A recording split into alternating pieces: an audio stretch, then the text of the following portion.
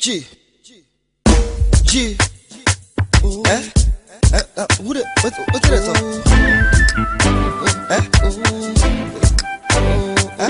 Hey, chat. How do you sing? Hey. Chineke, man, we smart sing. Yeah. Oh yeah. Hello, yeah. Hello, yeah. Hey. See, for instance, say I be the one where them give chance. Say I be the one where they make plans. For all man to benefit I be, to make me disagree, to agree to be a chance. But now I am not of importance, cause now I am looking from a distance. And that's why My name is Maobuye Nangi Obu. I'm the Nigerian Students President here.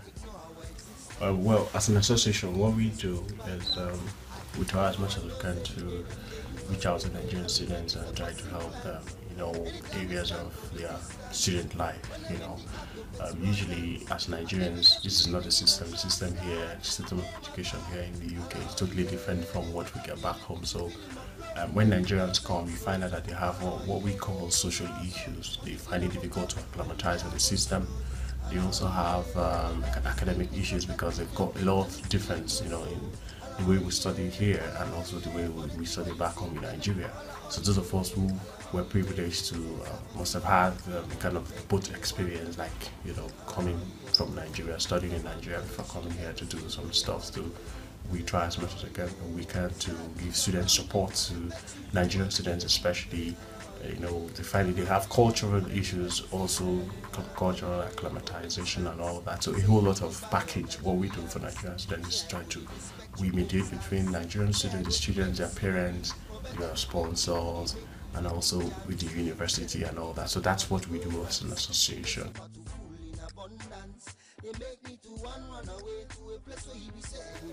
Well, about the Nigerian political scenario, we have comedians, that parade as politicians today. I call them comedians because they say A today and they tell you B tomorrow, and politics of they are a bunch of insincere people, parading the political scene, heating up the system, people who don't care about the people who don't care about so-called leaders, but I call them rulers and dictators who really don't care about the ordinary, the betrayed villager like myself, and they don't care about us, I tell you why. Let's look at the issue of Boko Haram. Like people say everywhere, and some people misconstrue the idea of Boko Haram. Boko Haram is, an offshoot of failed politicians from a particular set or particular area or region of the country.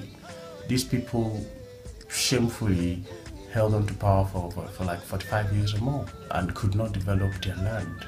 Rather, they enriched themselves at the detriment of the people, using resources from zone A to develop resources from zone B.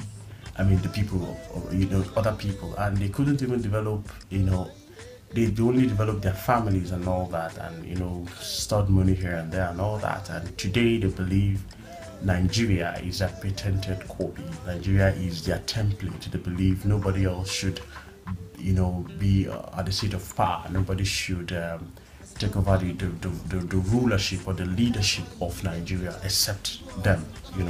So today it's unfortunate to them, but fortunate to Nigerians and Nigeria that we have somebody from a perceived minority group leading the country, steering the wheel. So as a result, they believe this is, in Islam they call it haram. It's like illegal, it's forbidden that a minority would come to lead the country. So that's how Boko Haram came. Boko Haram is never an expression of misrule. It's never an expression of neglect of the northern people. It's never an expression of underdevelopment in the north. No, that's not true.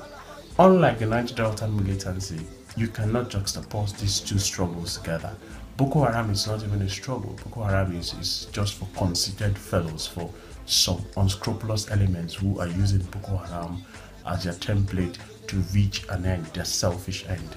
The Niger Delta struggle is an expression of the people of the Niger Delta region as a result of the constant and continuous milking of the people, constant and continuous exploitation of, the people, and they don't care about us. They don't, you've got all the companies here and there. Like, look at the case of Scotland, Wales, and also England in the United Kingdom here.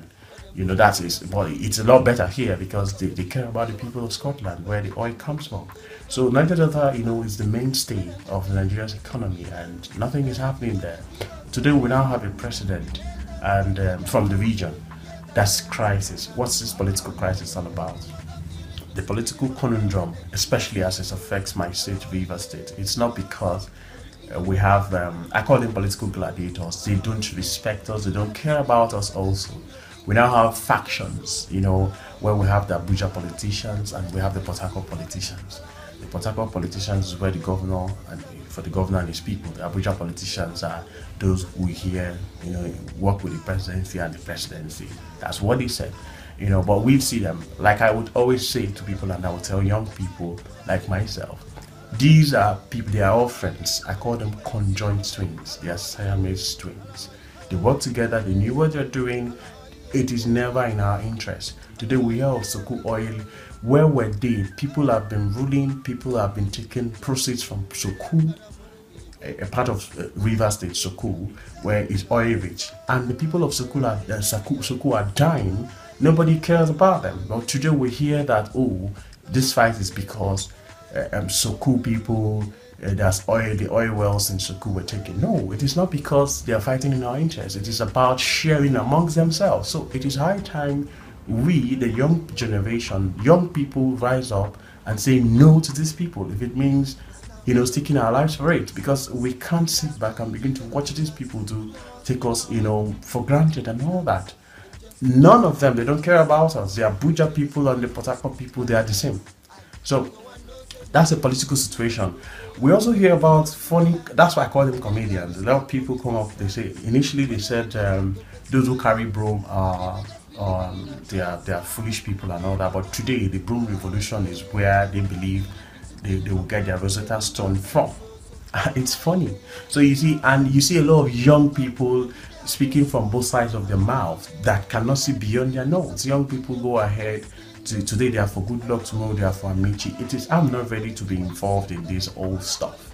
Like I said, I am angry with the president. I will always say it without no offense, he's the best president we've had so far. Nigeria since 1914, that they said the so-called forceful marriage that I don't believe in, came up. Since I was born and I read books and I heard about Nigerian leaders, this is the best because one, he's nationalistic, he's trying to do stuffs that will incorporate everybody. He's trying to develop the land, but he's got the worst media team. He's got the worst set of people as executives, as people, as ministers. The worst ministers I've seen so far is in this government. But we have the best president. So this is the dilemma we are in, and I think this is also the president's dilemma. Now we have a propaganda machine in the opposition. The propaganda machine is today we have infiltrated media in Nigeria that is only one-sided, that they report only wrong things, they report lies, and they are just there to take subtle jibes and all that, which is really not good enough for the system. And at the end of the day, they will want young people to go shoot on their behalf. So I think the political situation is just a stupid one, but it's more comical if you ask me. And it's just a bunch of comedians, parading themselves as leaders, wanting to be this and that. We shouldn't take them serious. That's just the truth about that.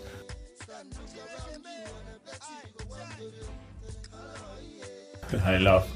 Well, 215. I think this 215 issue is overflowed. So if you say advice or way forward for 215, first of all, Nigerians think the future of Nigeria lies in 215. And because of this failed bunch in the political and in the polity, if I want to put it that way, the failed bunch that parades themselves as, the saints. I see them as, old wines in new bottle, they're all the same. 215, first of all, don't get it all wrong. 215 nobody will die, heads will not roll, Nigeria will not break. if Good Luck is going to come back as president, he would come back.